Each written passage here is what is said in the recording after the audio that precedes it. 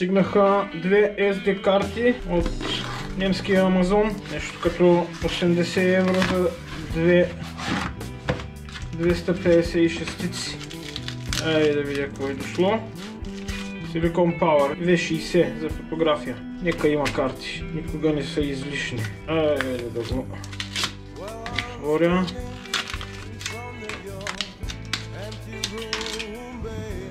Айде в петичката.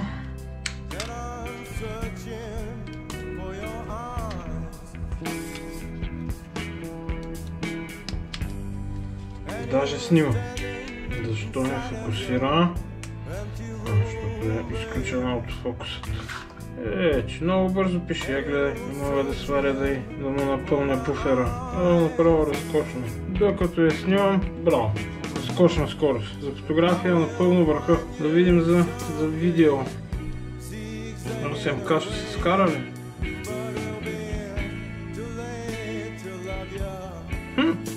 Пише се и 8К. 24 фрейма в секунда. Много добри карти. Чудесно!